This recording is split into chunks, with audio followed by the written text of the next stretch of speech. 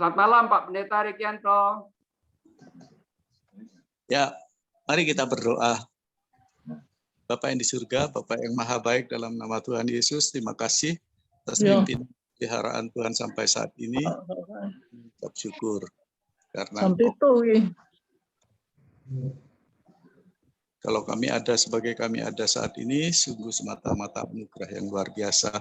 Sebentar kami akan mengikuti Zoom dari Bapak Samuel Gamaliel. Tolonglah semua kami bisa mengerti apa yang di-share. Kami boleh memuliakan nama Tuhan. Terima kasih Bapak, kami serahkan semuanya dalam tangan Tuhan, karena kami percaya pimpinan, pemeliharaan, perlindungan Tuhan yang luar biasa, kami terus akan memuliakan nama Tuhan. Terpujilah Engkau kekal sampai selama-lamanya. Di dalam nama Tuhan Yesus, mereka percaya bersama-sama kita berkata, amin. Amin. Amin. Terima kasih banyak Bapak Pendeta Rikianto yang baik hati. Sungguh sukacita bisa malam hari ini bersama dengan Anda lagi. Puji Tuhan. Nah, sebelum kita mulai dengan acara kesaksian yang akan dibawakan oleh Pak Tejo, silakan bisa dilaksanakan oleh Pak Lawrence, dan pujian pada malam hari ini dilakukan oleh anak tertua dari Pendeta Lim Sioteng dari Brisbane yang 2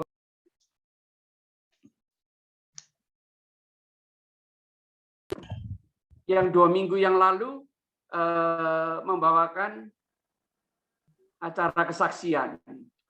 Selain anaknya, juga dengan mantunya dan cucu-cucunya. Mari kita memuji Tuhan bersama dengan mereka. Dipersilakan, Lawrence.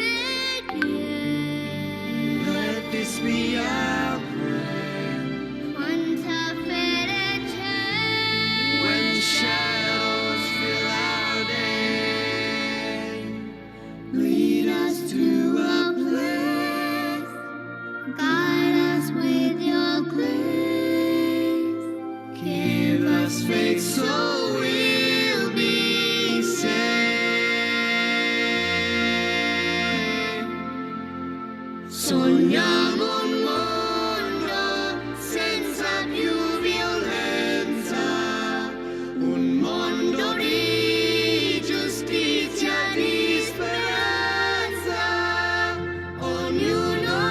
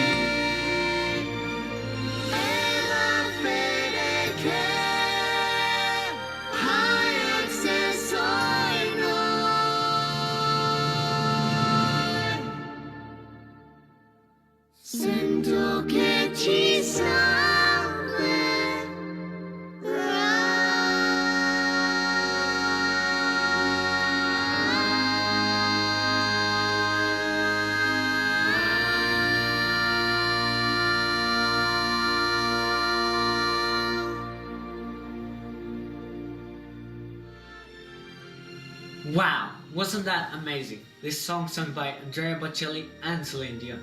The views were stunning and we tried our best at the Italian, so we hope you enjoyed it. It was such a privilege to be singing this as a whole family. Yes, it was. This song is so rich in meaning. It is so relevant to what we are facing right now. So we've got to pray together and God will help us out. So if you're not part of this community, go press the subscribe button. And we'd love to see your likes and comments. And turn that notification bell on to see us at our next video here at Creative Triad. Puji Tuhan. Puji Tuhan. Sangat sukacita kalau bisa memiliki anak, mantu, dan cucu-cucu yang bersedia untuk menyaksikan kasih dan kuasa Kristus lewat pujian mereka, lewat talenta yang mereka dapatkan dari Tuhan. Sungguh berbahagia bisa mempunyai cucu-cucu, anak, mantu memuji Tuhan. Puji Tuhan. Pada malam hari yang bahagia ini, sebelum kita mulai, boleh saya minta waktu untuk menyapa teman-teman yang sudah bergabung dengan kita di malam hari ini. Ada Ibu Anna Maria jauh di Sulawesi. Kotanya apa, Bu? Shalom. Namanya? Ya, Kendari, Kotanya? Pak. Kendari, Sulawesi Tenggara. Nah itu Bapak Ibu, tempatnya nikel itu. Nah ada Pak Haryanto Tejo selaku host dan nanti sebagai pesaksi, saudara Lawrence sebagai co-host, ada Pak Bunawi, juga ada Ibu Siong. Ya. Puji Tuhan. Apa kabar Pak Bunawi? Luar biasa. Senang sekali Ya. bisa jumpa malam hari ini. Ya, Juga ada Pak Yusuf Kanto Ya. yang kemarin dulu barusan operasi. Puji Tuhan. Didoakan supaya cepat kuat, sehat, pulih kembali ya Pak Yusuf. Oh ya, Yusuf ya. Malam hari Iya, ada selamat Pak malam. Cahyo Terima kasih Santoso. Pak Samuel. Ya, Bunawi, selamat selamat malam. malam. Ya, Pak Yusuf. Cahyo Ya, Santoso, tadi selamat ada malam, Bu Pak Anna Cahyo. Maria. Selamat Ya. malam Bu Anna Maria. Ya, puji Tuhan. Pak Yusuf. Juga ada Ya, Pak puji Cahyo Tuhan. ini. Pak Cahyo ada, terima kasih. Ya, Bergabung bersama dengan kita ada Ibu Leli. Puji Tuhan Ibu Leli, kelihatan cerah sekali. Selamat malam. Selamat malam. Ada Ibu Rina.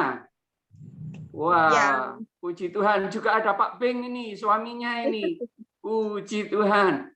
Selamat malam, selamat bergabung. Juga ada Pak Junaidi ini, Kok Jun dari Malang. Puji Tuhan. Ada Bu Popi. Bu Popi dari Malang juga ya. Puji Tuhan. Ya, selamat malam. Apa kabar? Ada Pak Dev ini, Pak Dev Wibisana, putra dari Boksu Ui Eng Huat, DKI Jakarta, adik dari ibu yang sangat populer kira-kira 30-an, 40-an tahun yang lalu, yaitu Ci Ega LHUI, pemimpin KUR yang kondang dari GKI Bandung. GKI Jakarta, Bandung. Saman Hudi. Ada Pak Dokter Edward Simon. Selamat malam Pak Dokter. Malam Pak, selamat malam. Puji Tuhan. Ada Bu Esther Haryanti. Juga ada Pak John Santoso. Selamat malam Bu Esther, Pak John. Selamat malam Pak Samuel.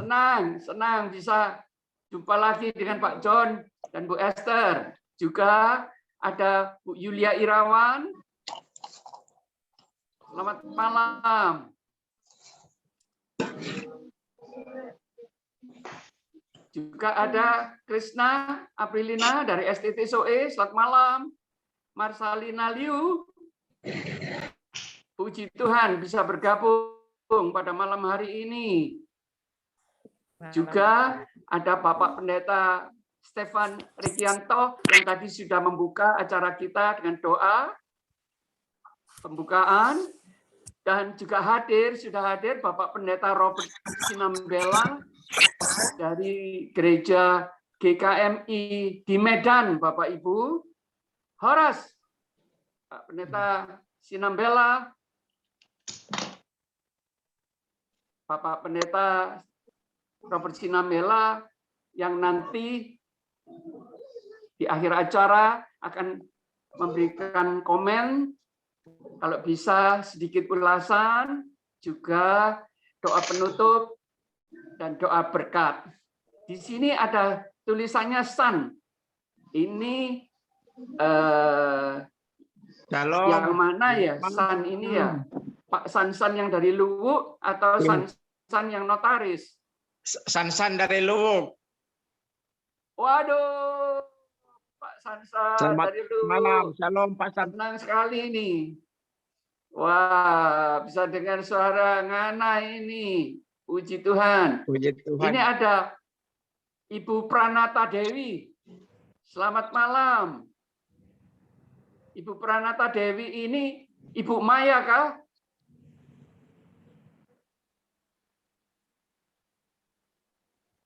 Ada Ibu Putriani Sali. Selamat malam. Ada Shalom. Shalom.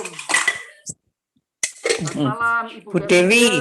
Bu Yanti dari STT SOE, puji Tuhan. Juga ada Pak Sayuti, tokoh dari GKI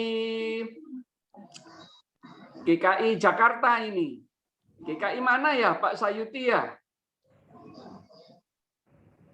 Teman saya kalau kita melayani di Pulau Nusa Kambangan ini, Pak Sayuti. Kapan-kapan Pak Sayuti harus bersaksi ya. Mau ya Pak Sayuti?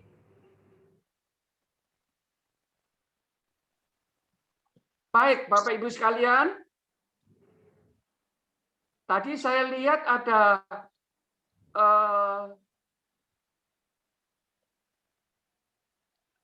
dokter.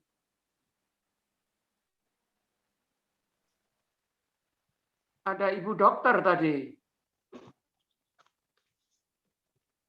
Tapi kok hilang lagi? Oke. Baik. Kita lanjutkan. Terima kasih untuk kesediaan Pak Tejo untuk mau dan bersedia memberikan kesaksian pada malam hari ini. Tolong Pak Tejo bisa diceritakan background Anda, masa remaja Anda, lalu sejak kapan Anda mulai berdagang, yang kita dengar sejak remaja Anda sudah pandai berdagang. Lalu bagaimana bisa diberkati Tuhan luar biasa, punya pabrik bukan cuma satu, tetapi beberapa buah. Tapi walaupun sibuk dengan karyawan yang begitu banyak, Pak Tejo masih bisa, mau dan bersedia untuk memberitakan Injil bersama dengan tim kami keliling bukan cuma 2 minggu, bahkan yang terakhir 3 minggu Silakan Pak Tejo. Ya, Boksu. Selamat malam semuanya. Shalom. Shalom. Ya, Boksu mau tanya, ini dikasih waktu berapa menit ini supaya saya bisa ngitung ini? Ya, kira-kira 3 jam. Selamat malam, Dr. Gladi, Ibu Ina dari BNI, Soe, selamat malam. Welcome. Silakan Pak Tejo. Ya, Boksu.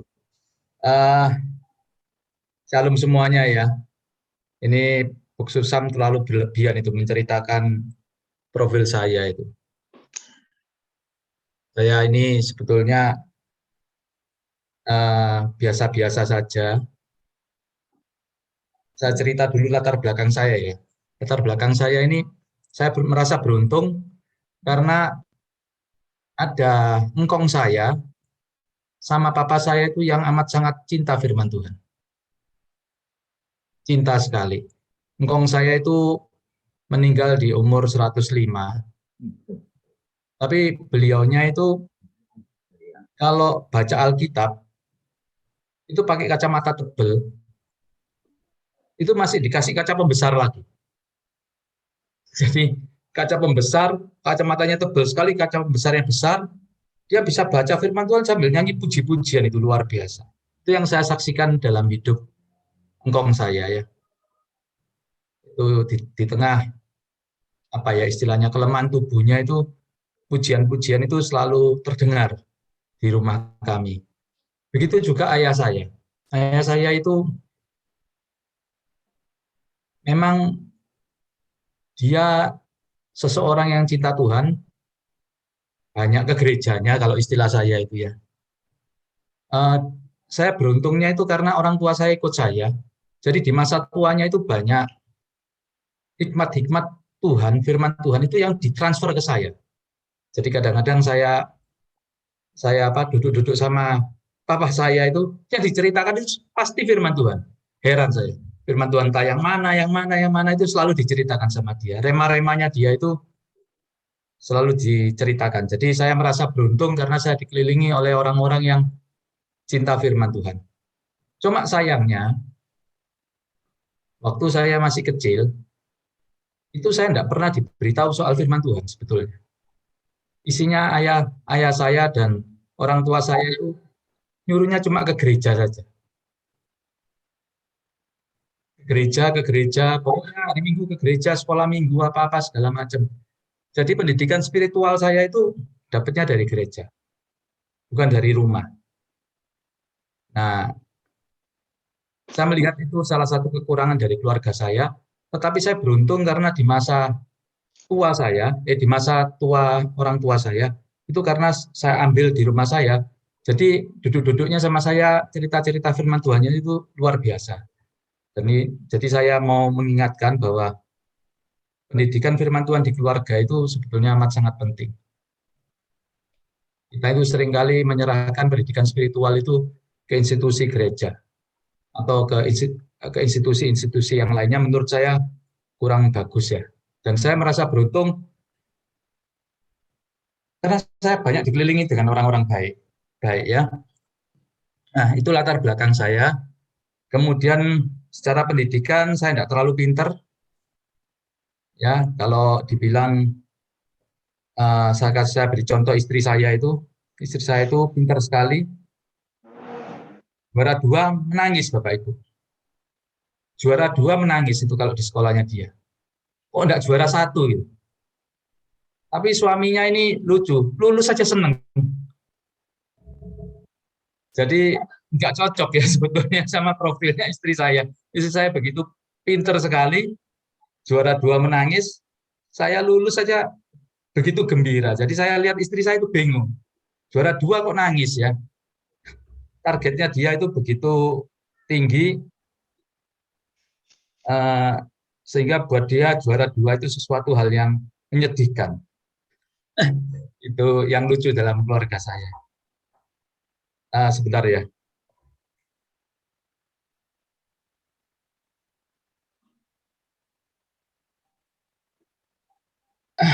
Ya, Jadi itulah latar belakang saya. Saya diberkati ada seorang istri yang begitu setia dan 4 orang anak. Yang hari ini 3-nya sudah menikah, tinggal 1 yang masih sekolah SMP, anak kesundulan.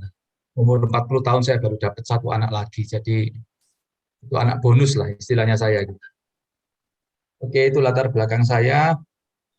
Kemudian pekerjaan, menurut saya Pak Sam tadi terlalu over ya. Saya waktu kecil itu, saya ingat saya waktu sekolah di SMA, itu ibu saya mau mendaftar jadi TKW di Taiwan. Jadi kalau apakah saya dari keluarga yang mampu, jawabannya adalah tidak. Tidak ya, sehingga ibu saya aja untuk membiayai hidup anak-anaknya aja begitu susah. Sampai untuk biaya sekolah saja harus berjuang luar biasa. Dan ibu saya sempat mendaftar ke Taiwan. Begitu panggilannya ke Taiwannya ada, ibu saya lumpuh. Lumpuh karena kepikiran sebetulnya.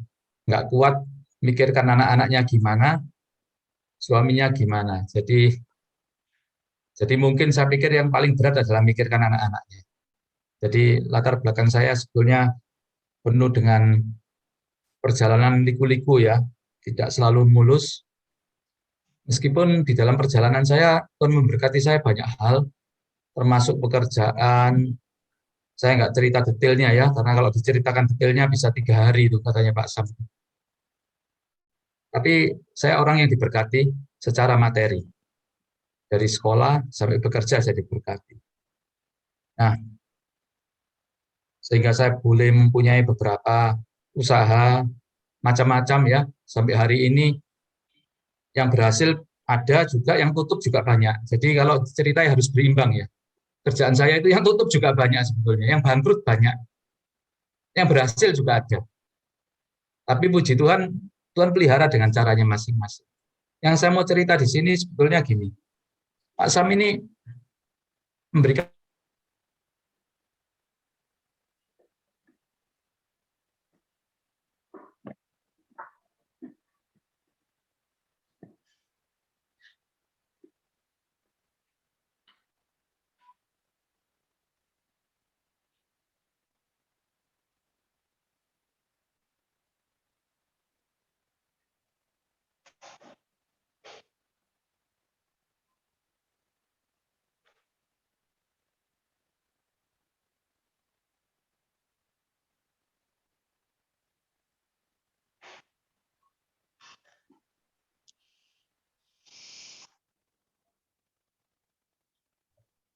Pak Samuel, sepertinya Pak putus.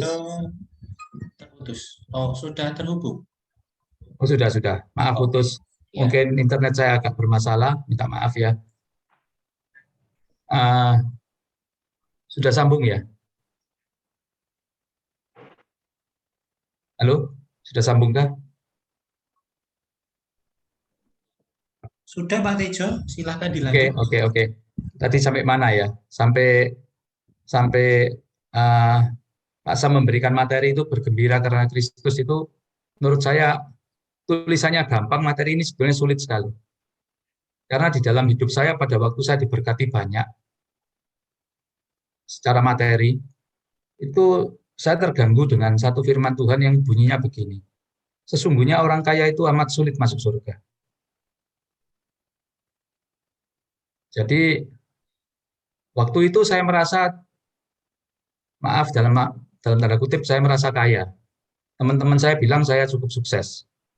Dan uang cukup banyak.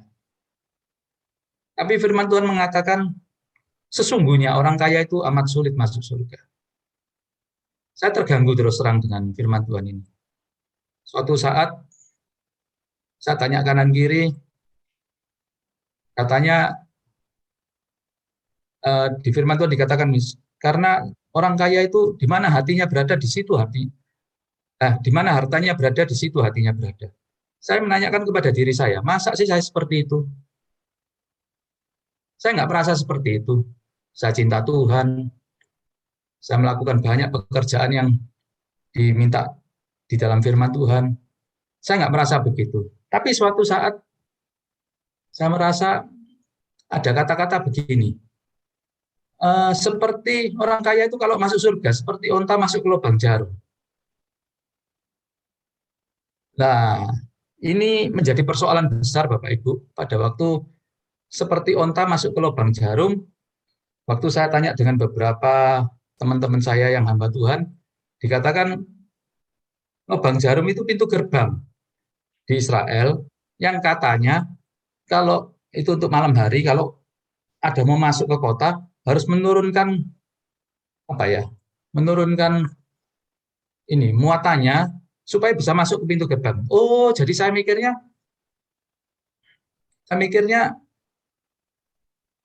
oh kalau saya tidak terpaut sama harta, tak turunkan semua ya pasti bisa masuk gitu. Nah, disinilah persoalannya.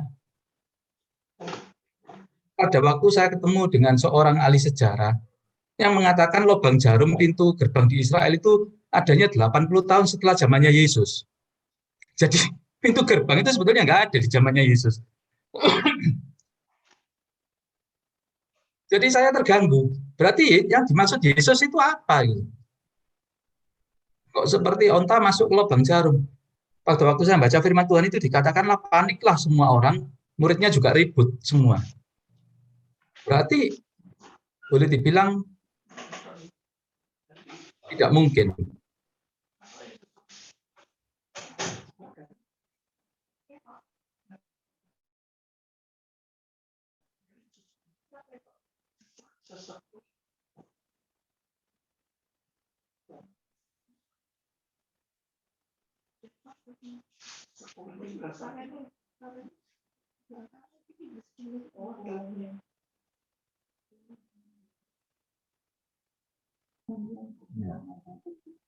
Pak Tejo, nggak dengar Pak Tejo.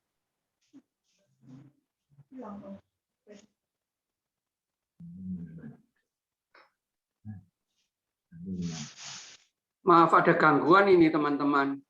Oh, ya.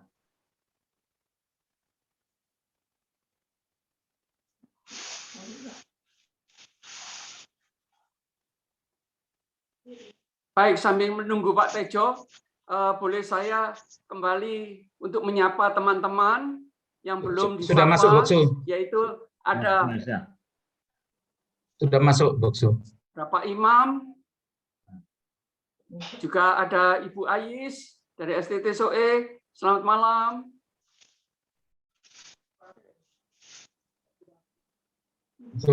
Sudah masuk.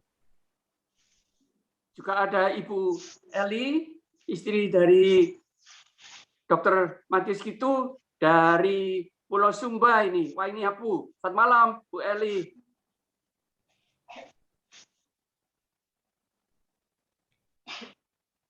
Sudah masuk, Boksu. Juga ada Ibu Ina dari BNI 4.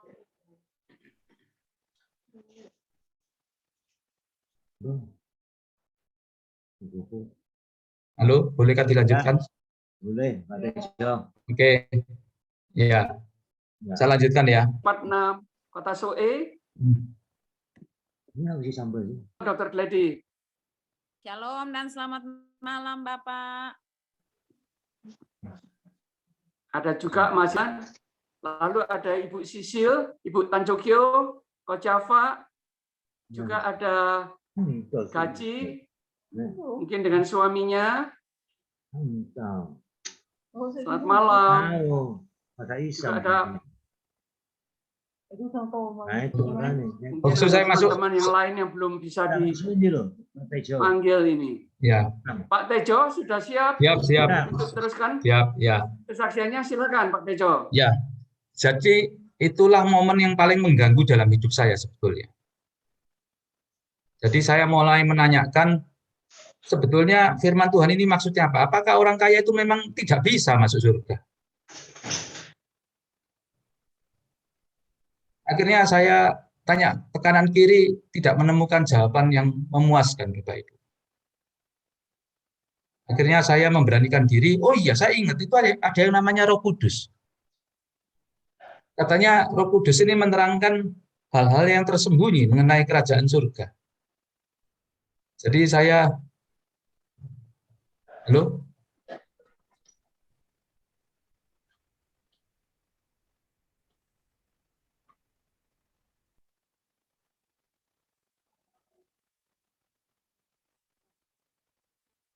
Terus saja Pak Tejo, kedengaran kok suaranya.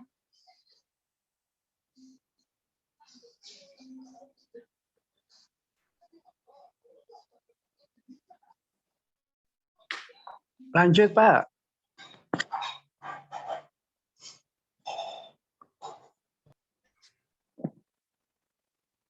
Pak Tejo lanjut.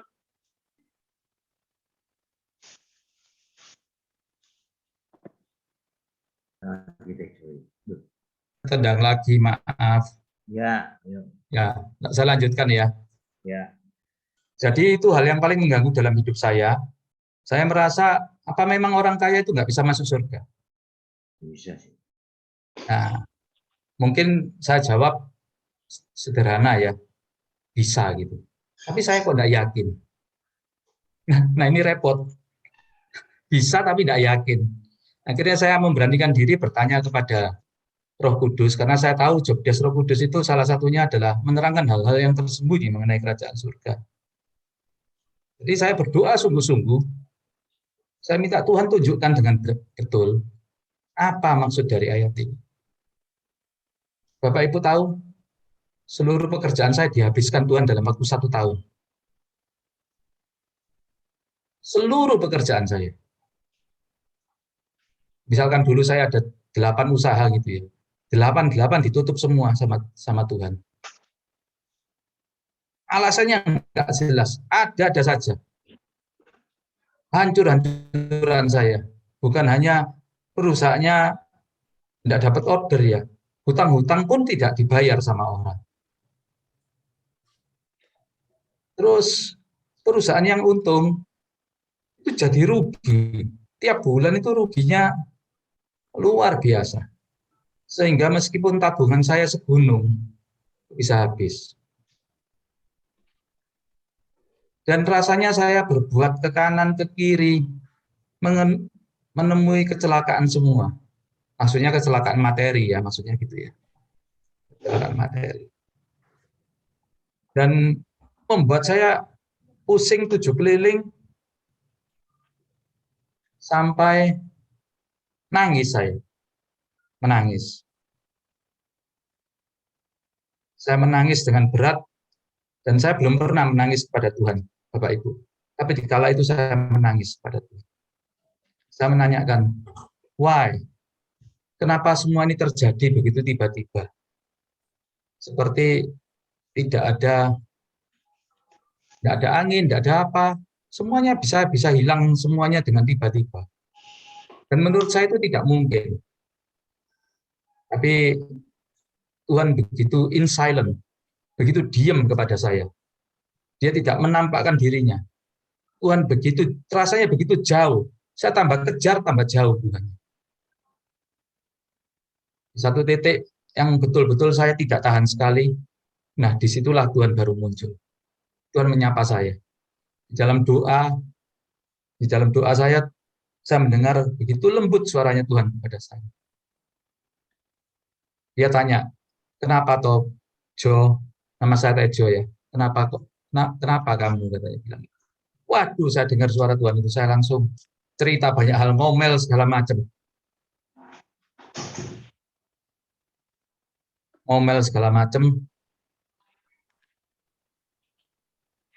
Tapi Tuhan begitu lembut mengatakan pada saya, ingat kamu pernah tanya sesuatu sama saya. Iya. Apa itu? Sampai saya nggak ingat. Pertanyaan saya itu sampai saya nggak ingat. Katanya orang kaya itu sulit masuk surga, amat sulit masuk surga. Iya. Karena di mana hartanya berada, di situ hatinya berada. Iya, saya bilang. Tapi saya kan waktu itu sudah bilang sama Tuhan. Saya merasa tidak seperti itu. Saya tanya sama Tuhan, Tuhan nggak jawab. Tuhan bilang begini, inilah jawabannya. Loh, saya tanya apa jawabannya? Ya ini kamu ini sesungguhnya. Loh, sesungguhnya seperti apa? Dia bilang, dulu kamu punya Tuhan, kamu diberkati, kamu punya harta. Sama dengan sukacita. Jadi ada harta, ditambah Tuhan, sama dengan sukacita. Bersyukur, sukacita.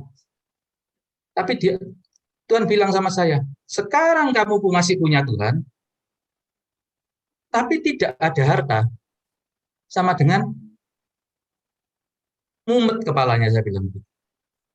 Disitulah Tuhan bilang, sukacitamu bukan karena saya. Sukacitamu masih ada karena yang lain. Disitulah saya dipulihkan, Bapak Ibu. Saya baru sadar, ternyata sukacita bersama dengan Tuhan itu harus kudus. Tidak boleh ada alasan yang lain. Itu baru hartanya, Bapak Ibu. Jadi saya memberikan kesimpulan begini, kesaksian saya. Bersukacita karena Tuhan itu tidak gampang. Karena Tuhan itu kudus. Tuhan tidak mau ada yang lain. Sukacita karena yang lain. Kita itu seringkalinya sukacita karena ya masih punya banyak hal, masih ada kesehatan, masih ada harta yang disimpan, masih mempunyai anak yang baik, masih apa? Buat apa ya? Banyak alasan kita bersukacita. Meskipun kita ngakunya karena Tuhan, tapi sesungguhnya masih ada bias-biasnya itu. Masih ada apa ya? Sukacitanya itu masih plus-plus gitu. Tuhan plus-plus. Sedangkan Tuhan itu sifatnya kudus. Mintanya the only God. Hanya karena Tuhan. Nah, disitulah saya berubah di waktu itu. Saya sadar teguran Tuhan itu teguran yang luar biasa kepada saya dan memurnikan saya luar biasa. Hari ini Tuhan sudah banyak pulihkan saya. Banyak sekali. Saya diberkati bukan hanya karena harta saja. Banyak hal yang lain. Tapi itu it's a bonus. Sukacita saya melekat kepada Tuhan. Saja. Saya garis bawahi Bapak Ibu. Saja. Itu yang membuat hidup kita bersama dengan Tuhan itu kudus. Saya berkali-kali menanyakan, apa sih maunya Tuhan kepada saya? Mulai dari sekolah minggu, saya diajarkan untuk hidup seperti Kristus. Tapi saya mau tanya kepada diri saya sendiri, seperti Kristus itu seperti apa? Memang betul contohnya Kristus, tapi apa seperti Kristus itu? Saya mencari jawaban-jawaban itu, muter-muter di Alkitab, kok rasanya sih banyaknya maunya Tuhan. Maunya Tuhan itu banyaknya. Sampai mumet saya lihatnya itu. Apa bisa saya memenuhi semua kriterianya Tuhan? Saya mengatakan ke diri saya, ternyata saya nggak bisa. Nggak taunya Tuhan memberikan satu pencerahan kepada saya yang saya sendiri kaget sebagai orang Kristen. Ternyata buah-buah roh itu nggak bisa dipelajari, Bapak Ibu. Buah-buah roh itu otomatis keluar dari settingan yang pas, dari settingan yang pas. Saya belajar sabar, saya belajar bersukacita dalam segala hal. Impossible. Bersukacita dalam segala hal itu buat saya itu impossible. Itu hanya bisa dilakukan untuk orang-orang yang gila di dalam Tuhan. Yang betul-betul gila di dalam Tuhan. Tapi Tuhan tunjukkan kepada saya begini. Kamu perhatikan itu firman Tuhan. Saya ditunjukkan. Ayat yang selalu saya baca, tapi tidak pernah saya ulangi dan tidak pernah saya renungkan, tidak pernah saya mengerti. Apa itu? Mengenai hukum yang utama dan yang pertama. Saya fokus, mulai dari titik itu saya belajar mengenai hukum yang utama dan hukum terutama. Kenapa disebut hukum utama dan terutama? Yaitu maksudnya Tuhan maunya apa dari kita? Yaitu tidak ada yang lain. Yang disebut terutama, pertama ya sudah itu. kamu tidak melakukan itu, melakukan yang lain, tidak ada gunanya. Nggak ada gunanya. Saya melayani, mohon maaf saya melayani, ikut susam ini banyak ya, keliling pulau segala macam. Tapi kalau itunya tidak ketemu, mengenai hukum yang pertama dan pertama itu tidak mengerti saya sungguh-sungguh, tidak ada gunanya sebetulnya pelayanan-pelayanan saya itu. Tapi kalau saya mengerti itu, maka saya dimurnikan semuanya. Bagaimana mengasihi Tuhan dengan segenap hati? Apa mungkin mengasihi Tuhan dengan segenap hati? Sedangkan di hati saya itu, hati saya untuk mengasihi Tuhan itu ya cuma hati yang satu. Padahal di dalam hati saya ada istri saya, ada anak saya, ada Tuhan saya. Ada Tuhan Yesus. Jadi di hati saya itu tercampur-campur itu. Berapa persen saya harus berikan kepada Tuhan? Apakah memang mayoritas?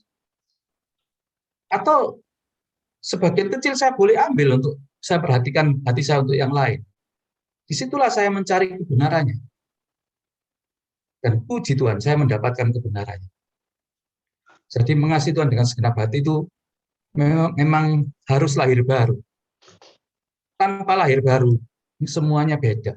Saya dulu merasa saya sudah lahir baru. Ternyata lahir barunya saya ini krosok-kroson ya, sendiri. Bukan lahir baru menurut versinya firman Tuhan. Jadi, mengasihi Tuhan dengan segenap hati itu tidak mudah. Bagaimana kita bisa mengatur, men-set up hati kita? Apakah Tuhan yang diutamakan? Kalau diutamakan berarti ada yang nomor 2. Kalau Tuhan di nomor 1 berarti ada yang di nomor 2. Pertanyaannya gitu. Apa memang betul Tuhan minta di nomor 1 kan? Bapak Ibu coba renungkan. Apa betul Tuhan itu minta di nomor 1 kan? Saya pelajari Alkitab. Tidak ada. Tuhan tidak minta di nomor 1 kan? Tuhan minta menjadi satu-satunya. Ya, jadi setting yang keliru dalam diri saya. Yang kedua, mengasihi Tuhan dengan segenap jiwa, segenap mental. Ya, mungkin mental saya masih mental cari Tuhan, tapi untuk saya ya. Saya butuh Tuhan.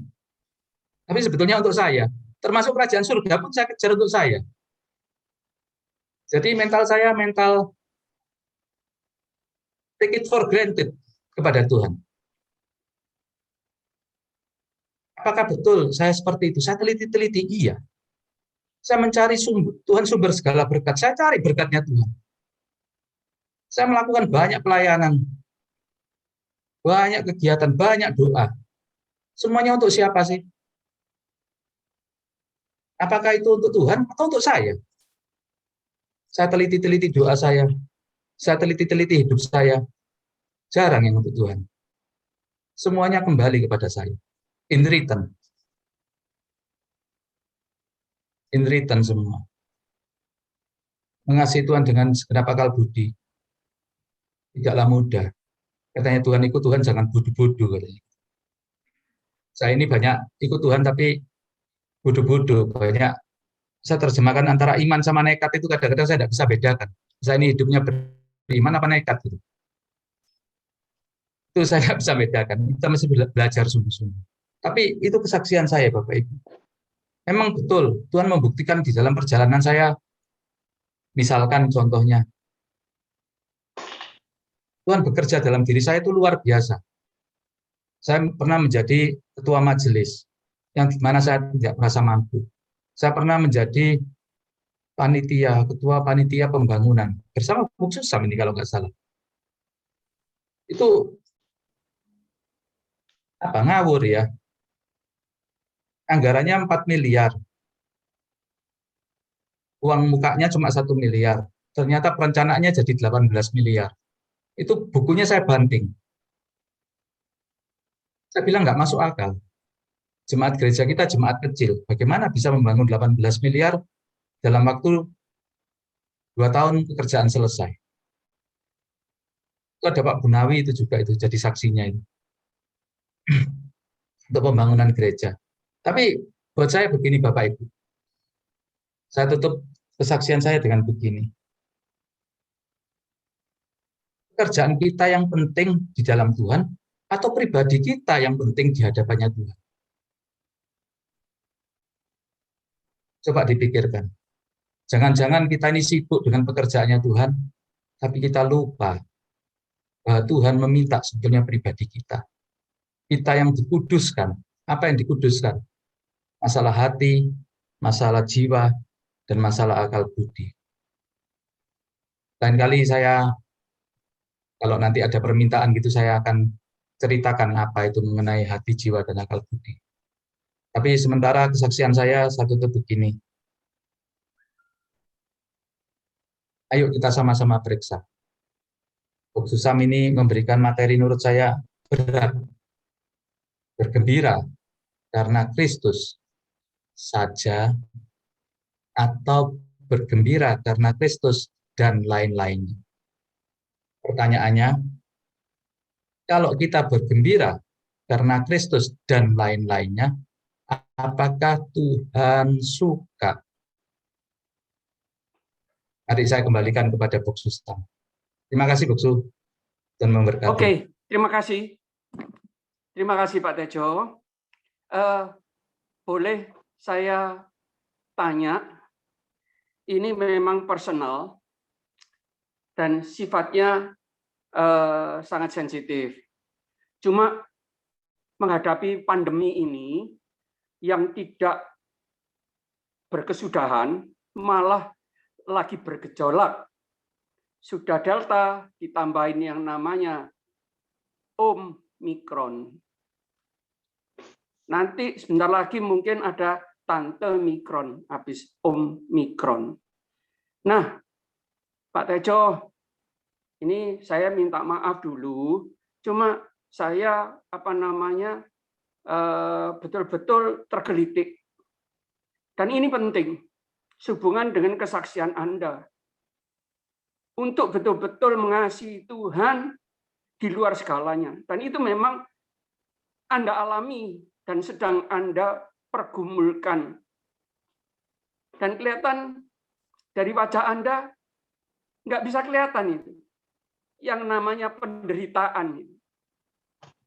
Satu hal, apakah Pak Tejo tidak berkeberatan untuk menceritakan dan menjawab? Pertanyaannya ini, loh Pak Tejo ini sedang dalam keadaan susah.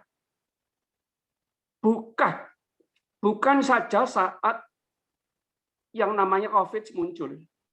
Sebelum COVID muncul, Anda ini sudah diobok-obok, kasarnya itu, oleh kuasa gelap, oleh musuhnya Kristus, supaya Anda tidak bisa sukacita. Nggak, apalagi bisa gembira. Kenapa saya ngomong gini? Lah ada tagihan yang masih puluhan miliar. Waktu saya tahu dan mendengar cerita ini, mungkin 5 miliar, 10 miliar itu, kalau saya loh Pak Tejo, sudah mungkin semaput nggak bangun-bangun Pak Tejo. Lah Anda itu puluhan miliar.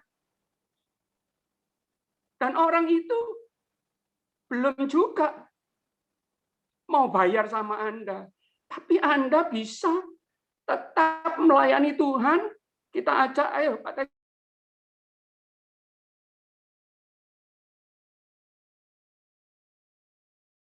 Tejo, ternyata ditambahin 3 minggu, tetap Anda jalani. Itu apa resepnya? Tolong bisa dijawab. Dan saya lihat Anda tetap awet muda itu, nggak cemberut, nggak kelihatan tua, nggak kelihatan bingung. Malah kita-kita ini yang ngerti bingung. Sudah teman-teman baik yang membutuhkan dana, masih Anda bantu lagi. Dan jumlahnya banyak, ratusan juta. Ini yang betul-betul tidak masuk akal. Tolong bisa disaksikan untuk kemuliaan nama Tuhan. Terima kasih. Iya, sebetulnya malu ya kita ini ya. Semuanya berasal dari Tuhan sebetulnya, bukan dari kekuatan kita. Memang betul ada tagihan banyak. Ya, kalau jumlahnya kan puluhan lagi, bisa ratusan sebetulnya. Dan itu tidak terbayar. Tapi saya mau bilang sama Bapak Ibu begini, persoalan tiap orang itu sama sebetulnya. Sama. Cuma beda volumenya saja, beda nilainya. Tapi mumetnya sama. Yang saya mau bilang itu sebetulnya gini, kenyataannya ya Bapak Ibu, mohon maaf ini. Memang kehidupan ini sekolah. Buat saya bukan sekolah ya. Kalau saya mau ambil karyawan gitu, dalam posisi tertentu, itu saya pasti punya kualifikasi. Kalau yang posisi ini kualifikasinya seperti ini. Dan saya punya calon-calon karyawan yang menurut saya hatinya mereka itu baik dan loyalitasnya luar biasa, tapi tidak memenuhi kualifikasi masalahnya itu untuk posisi tersebut. Maka apa yang saya perbuat? Saya sekolahkan dia. Saya taruh dia namanya career path ya. Kalau di tempat saya itu ada istilahnya di perusahaan itu career path. Bagaimana membuat karyawan ini bisa memenuhi kualifikasi untuk saya tempatkan di posisi tertentu. Buat saya perjalanan hidup ini, pada waktu saya merenungkan itu, ternyata Tuhan itu juga sama. Memang kita dipanggil menjadi anak-anaknya, menjadi bagian dari keluarga Allah. Tapi Tuhan punya kualifikasi, Bapak Ibu. Dan saya memandang kualifikasinya ini bukan main-main. Kita ini tidak layak dilayakkan. Nah, untuk menjadi layak itu ya nggak bisa tiba-tiba. Menurut saya begitu. Panggilannya jelas. Seperti saya memanggil karyawan saya yang dari posisi bawah sampai di atas itu, waktu di bawah itu saya sudah manggil dia, kamu nanti saya bentuk loh ya. Saya bentuk untuk di posisi ini. Panggilannya jelas. Kita ini jelas. Tapi kualifikasinya mungkin belum memenuhi. Nah, perjalanan hidup ini buat saya ada pembentukan, tapi juga ada pemeliharaan. Saya nyatakan dalam diri saya itu begini. Kenapa muka saya berseri-seri? Ya, yang pertama karena saya sudah mandi. Baru mandi maksudnya gitu ya. Ini ketawa-ketawa dulu ya. Tapi yang kedua saya sadar bahwa pembentukan Tuhan itu tidak akan lepas dari pemeliharaan. Saya meskipun dikemplang orang, tidak dibayar dengan segala macamnya itu, saya masih hidup Bapak Ibu. Tidak kere. Mungkin uang tidak banyak, tapi pekerjaan ada, keluarga baik-baik. Pikiran saya yang mumet kepalanya kalau mikiran tagihan itu. Nah itu berarti kan mumetnya ini kan tidak cocok sama di mana hartanya berada, di situ hatinya berada.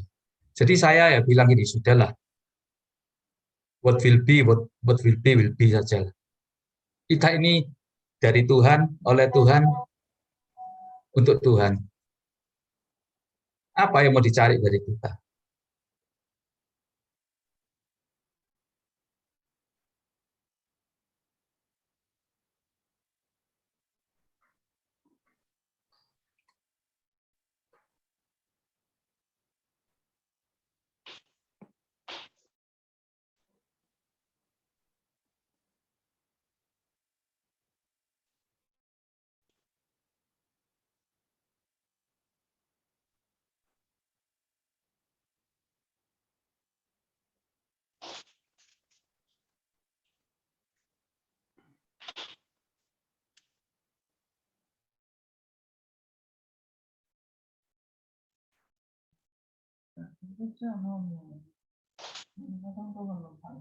Pak Tejo, udah ada suara nih.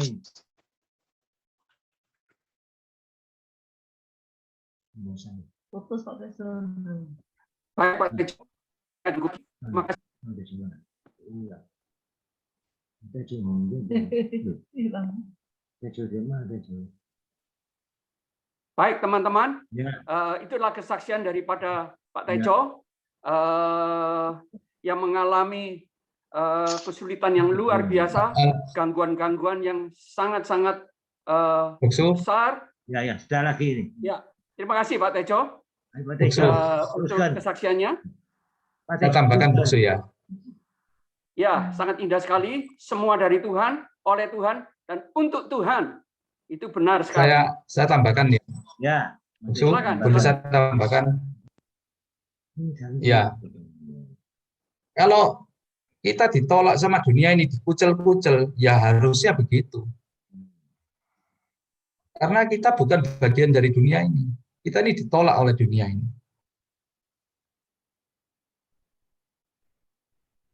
Halo? Ya, silakan, Pak Tejo, silakan. Kita Ya, bisa Boksu. mendengar suara Anda. Jadi saya ingatkan bahwa kita ini bukan bagian dari dunia ini. Kita bukan berasal dari dunia ini. Tapi kita disekolahkan di dunia ini. Tentunya perjalanan untuk anak-anak Tuhan, ya pembentukannya pasti jalan. Contohnya, coba ayo kita cari-cari belajar di firman Tuhan. Kalau tanpa kekudusan kira-kira kita bisa berjumpa dengan Allah apa enggak? Ya, Alkitab mengatakan tanpa kekudusan tidak ada seorang pun yang bisa menemui Allah. Ya artinya kita ditolak. Jadi jangan main-main dengan kualifikasi. Saya menghimbau untuk semua sahabat-sahabat saya, anak-anak saya, keluarga saya tekankan untuk bagaimana mereka mengerti tentang hukum yang utama dan pertama.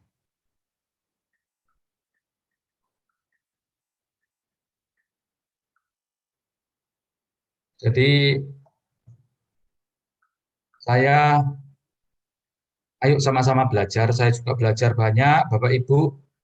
Saya juga perlu disempurnakan dan saya tahu bagaimana Tuhan meminta kekudusan dalam segala hal itu menjadi amat sangat penting. Itu Boksu, mungkin itu jawabannya Boksu. Kenapa masih bersuka cita, Boksu? Ya, baik.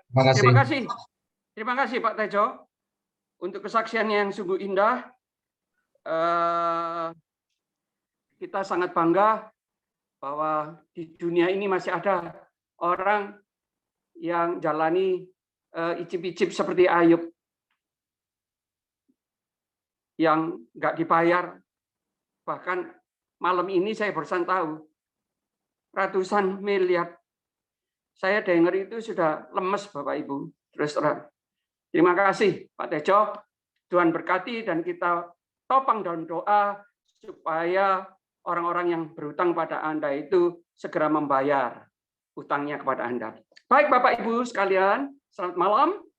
Kita akan teruskan dengan sedikit membahas akan firman Tuhan sesuai dengan judul perenungan kita pada malam hari ini, yaitu bergembiralah karena Tuhan.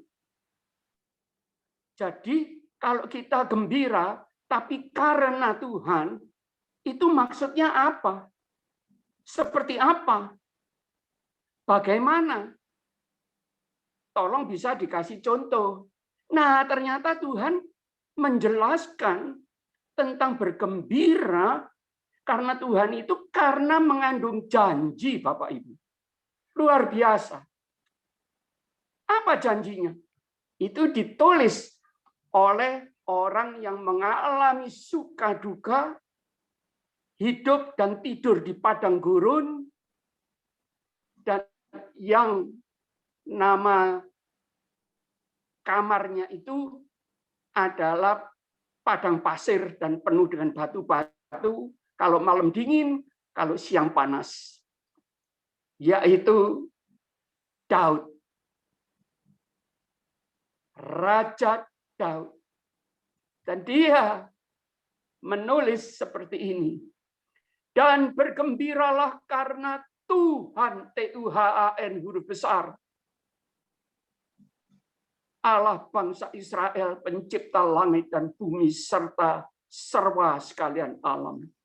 Maka Ia akan memberikan kepadamu apa yang diinginkan hatimu. Mazmur 37 ayat yang keempat. Itu yang menurut saya bergembira karena Tuhan sama dengan diberkati.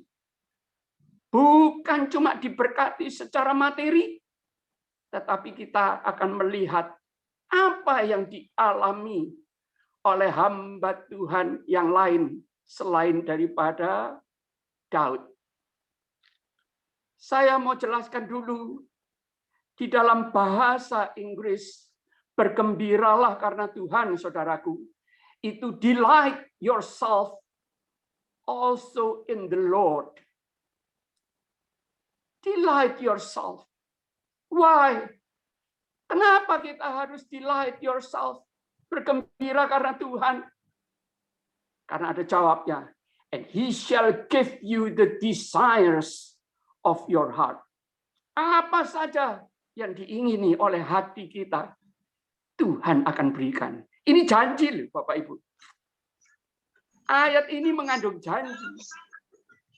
Dan saya pegang firman Tuhan ini. Dan ternyata benar. Berkat apa yang paling besar yang dijelaskan di dalam kitab yang lain?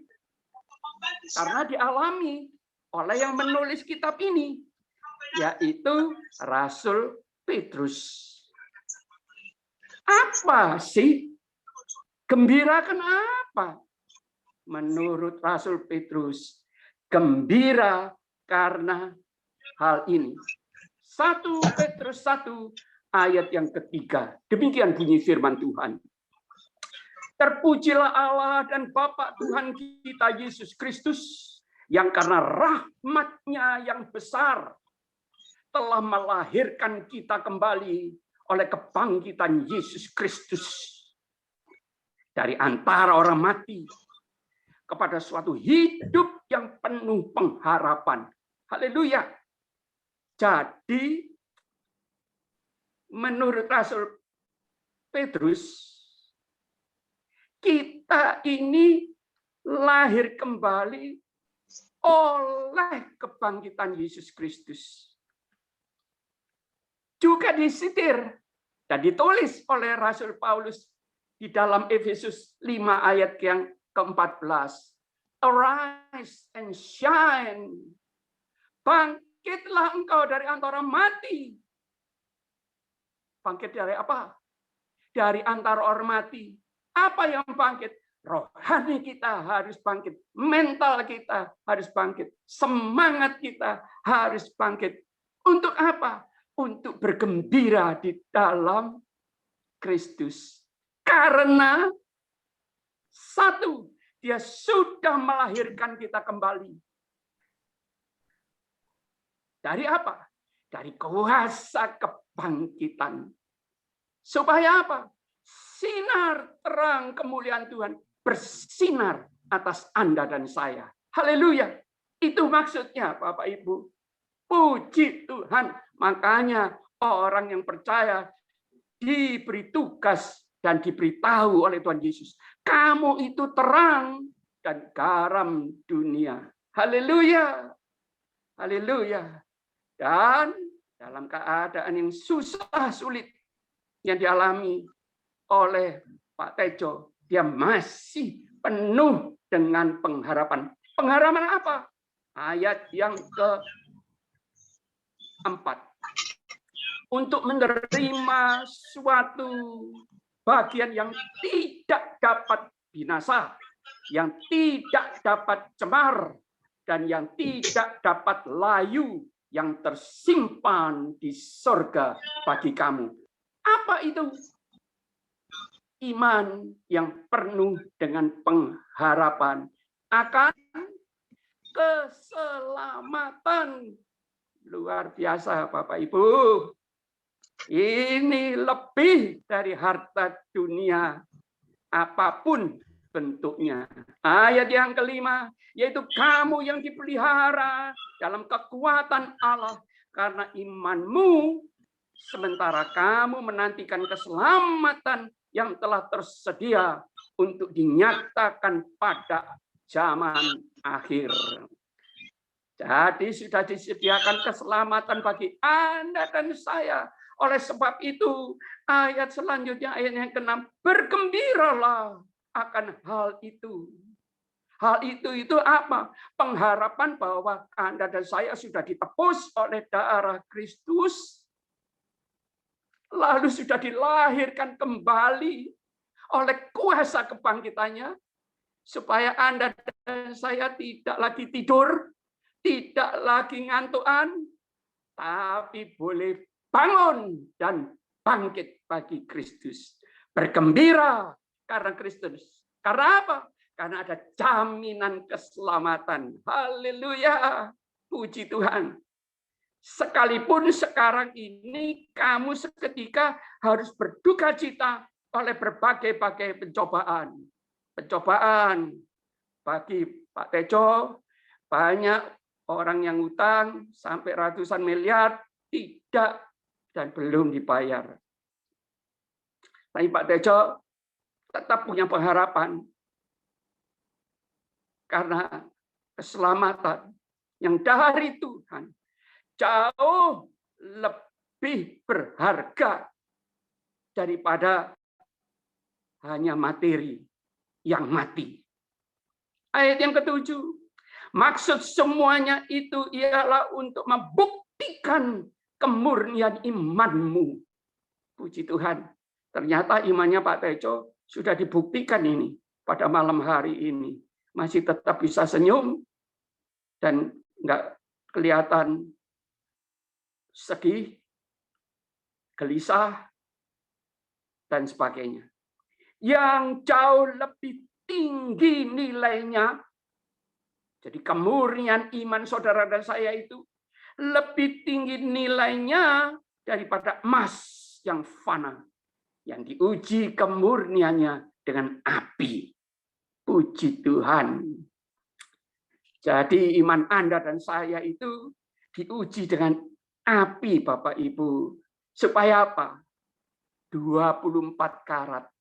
Kalau enggak diberi api, emasnya masih bisa 23 karat, 22 karat, sampai mungkin 16 karat. Banyak campurannya. Tuhan menginginkan iman Anda dan saya harus iman yang murni, yang teruji. Haleluya. Sehingga kamu, kata Tuhan, memperoleh puji-pujian dan kemuliaan dan kehormatan pada hari Yesus Kristus menyatakan dirinya. Haleluya. Saat Tuhan Yesus menjemput kita, Dia akan datang untuk kedua kalinya untuk memberikan mahkota kehidupan pada Anda dan saya. Haleluya. Haleluya. Puji Tuhan. Ini maksudnya Bapak Ibu. Maksud daripada iman yang murni yang harus diimplementasikan dengan kehidupan kita sehari-hari, yaitu kita tidak lagi mau hidup sembarangan, asal-asalan. Oh tidak, kita akan melatih diri untuk apa? Disiplin, untuk bergaul dengan orang-orang yang pilihan. Maksudnya kita saring, nggak sembarangan. Kita mau bergaul dengan apa? Orang-orang yang masih hidup di dalam hawa nafsu. Kenapa? Karena kemurnian itu juga harus tercermin di dalam kehidupan kita sehari-hari, Bapak Ibu. Ayat yang ke-22. Karena kamu yang sudah mempunyai iman, pengharapan, tujuannya itu adalah untuk supaya kita diselamatkan. Sebelum ayat yang ke-22, saya mau membacakan ayat yang ke-11. Dan mereka meneliti saat yang mana, yaitu para nabi-nabi. Yang bagaimana yang dimaksudkan oleh Roh Kristus yang ada di dalam mereka, yaitu roh yang sebelumnya memberi kesaksian tentang segala penderitaan yang akan menimpa Kristus. Dan tentang segala kemuliaan yang menyusul sesudah itu. Jadi para nabi itu ternyata dia itu mempelajari tentang ayat-ayat yang tadi itu, Bapak Ibu. Luar biasa. Karena ayat yang ke-8 berbunyi flashback seperti ini. Sekalipun kamu, Bapak dan Ibu, dan saya belum pernah melihat Kristus, namun kamu mengasihinya. Haleluya. Kamu percaya kepada Kristus sekalipun kamu sekarang tidak melihatnya. Kamu bergembira. ini yang kedua kalinya. Karena sukacita yang mulia dan yang tidak terkatakan, yaitu keselamatan yang dijamin oleh Kristus. 9. Karena kamu, saudara dan saya, kaum percaya, telah mencapai tujuan imanmu, yaitu keselamatan jiwamu. Haleluya. Itu lebih dari segalanya.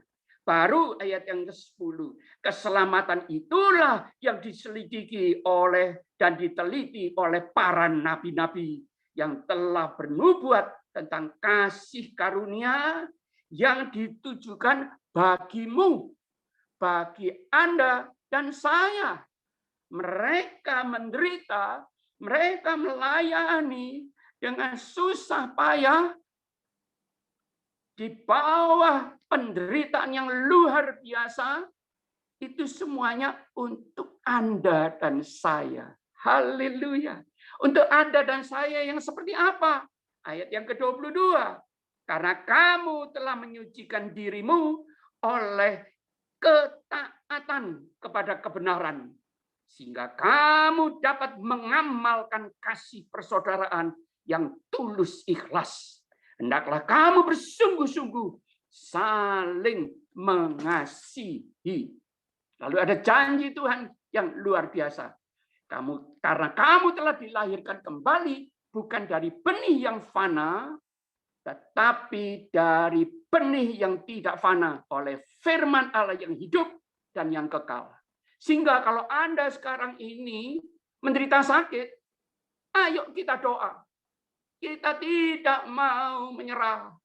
Dalam nama Tuhan Yesus, sembuh. Karena apa? Kuasa dan tenaga sudah Tuhan berikan kepada Anda dan saya yang sudah mau lahir baru. Yang sudah mau dilahirkan oleh Roh Kudus. Firman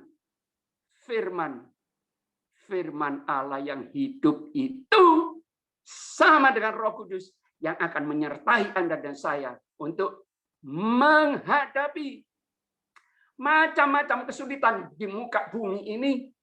Kalau Pak Tejo hutangnya tidak dibayar-bayar, banyak tagihannya.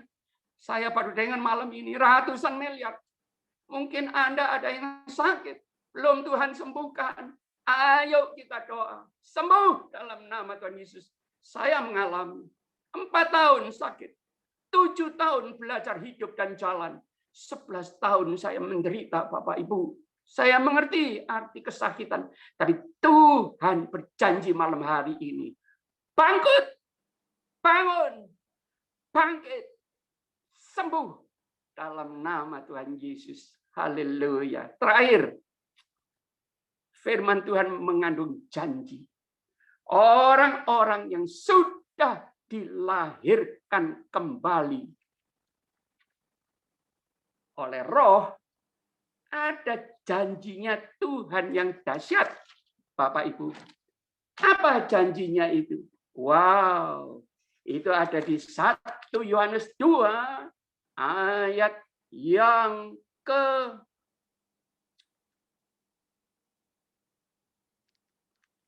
1 Yohanes 5 ayat 18. Maaf. 1 Yohanes 5 ayat yang ke-18. Apa janjinya itu? Ini janjinya. Di dalam kasih tidak ada ketakutan. Kasih yang sempurna melenyapkan ketakutan, sebab ketakutan mengandung hukuman. Dan barang siapa takut, ia tidak sempurna di dalam kasih. Jadi Bapak Ibu, Anda dan saya ini dalam mengasihi, juga dalam hidup kita ini tidak usah takut. Dan yang menyebabkan kita sakit ini biasanya takut, khawatir, gelisah, dan lain sebagainya. Lalu ada satu janji Tuhan lagi. di 1 Yohanes 2. Orang yang lahir dari Kristus, Tuhan Yesus menjaga dia, melindungi dia dari si jahat, sehingga Anda dan saya tidak akan bisa dijamah oleh iblis. Disantet sekalipun akan mendal, Bapak Ibu. Haleluya. Itu adalah janji Tuhan. Makanya orang yang mengatakan dan bisa bergembira karena Kristus, dia tidak pernah takut menghadapi pandemi COVID, menghadapi apapun juga, tapi tentunya tetap memakai protokol kesehatan. Lalu di dalam hidup banyak sekali gangguan, banyak sekali pencobaan, banyak lagi serangan-serangan dari kuasa gelap. Bersama Kristus kita akan menang, bahkan lebih daripada pemenang. Ini adalah berkat. Dan berkat itu bukan hanya untuk kita, suami istri, tapi janji Tuhan untuk keturunan kita, turun-temurun sebagai pewaris kerajaan surga. Amin. Boleh saya minta dengan hormat Bapak Pendeta Robert Sinambela untuk bisa memberikan komen, lalu nanti ditutup dengan doa penutup dan doa berkat. Dipersilakan Bapak Pendeta Robert Sinambela. Terima kasih buat Pak Sam. Terima kasih Pak atas kesempatan yang diberikan kepada kami. Puji Tuhan. Kami sungguh diberkati lewat kesaksian Pak Tejo yang memberikan satu inspirasi bagaimana meresponi panggilan dan pilihan Tuhan, dan bagaimana kita menyadari perlunya kita membangun nilai-nilai kerajaan sorga, yaitu dengan qualified kita, karakter kita. Kami melihat tadi Pak Tejo meresponi dalam semua kondisi situasi yang ada dengan pengharapan yang sungguh kepada Tuhan, melihat ya bagaimana karya Tuhan itu ya menjadikan Tuhan sebagai prioritas utama dalam hidupnya. Demikian firman Tuhan yang Bapak sampaikan sangat membangun kami. Betapa luar biasanya Tuhan kita yang kita kenal, mengajar, mendidik, melatih kita dengan memurnikan kehidupan kita. Dan ini satu gambaran bagaimana kita tidak perlu berkeluh kesah, tapi kita tetap on fire dalam melayani Tuhan dan mengikuti Tuhan. Luar biasa kami diberkati. Saya percaya ini menjadi satu hal yang begitu berdampak, memberkati kota, memberkati bangsa-bangsa, khususnya orang-orang percaya dalam Tuhan. Terima kasih kita Pak bersatu dalam doa. Bapa Surgawi, kami bersyukur ya Tuhan, jikalau pada malam hari ini kami boleh diperlengkapi iman percaya kami lewat kesaksian Bapak Tejo, di mana dia menjalani kehidupannya sebagai anak-Mu Tuhan, dan dia menyadari betapa panggilan pilihan Tuhan di dalam hidupnya sangat begitu luar biasa. Kami percaya benih yang baik yang turun dari orang tuanya, dari kakek nenek, itu menggenapi janjinya, ditambah dengan respon yang sangat begitu luar biasa. Sebagai pengikut Kristus, kami boleh mengadopsi karakter Tuhan. Tidak saja kami sebagai orang Kristen yang biasa-biasa saja, tetapi kami menjadi orang yang percaya, yang melakukan terobosan untuk berbeda dengan kehidupan manusia pada umumnya. Tetapi sebagai pengikut Kristus, kami memiliki keunikan di mana Tuhan Yesus, Engkau yang adalah benih itu ada di dalam hidup kami, membentuk kami, karakter kami, integritas kami, perilaku kami sebagai orang yang ditebus oleh Tuhan. Terima kasih firman-Mu yang meneguhkan kami malam hari ini. Terima kasih firman-Mu Tuhan yang sangat begitu luar biasa, mengajar kami untuk memurnikan iman percaya kami. Biarlah setiap kami yang mengikuti Zoom pada malam hari ini, oh Tuhan, menikmati berkat ini. Dan kami boleh membagi berkat sehingga nama Tuhan diagungkan dan dimuliakan. Terpuji-pujilah nama-Mu Tuhan. Biarlah pertemuan malam hari ini menjadi satu pertemuan yang indah, dan di hari-hari berikutnya semakin kami diberkati. Terima kasih Bapa, kami akhiri ini dan kami terima berkat daripada-Mu ya. Haleluya. Kekasih-kekasih Kristus, kita menerima berkat dari Tuhan.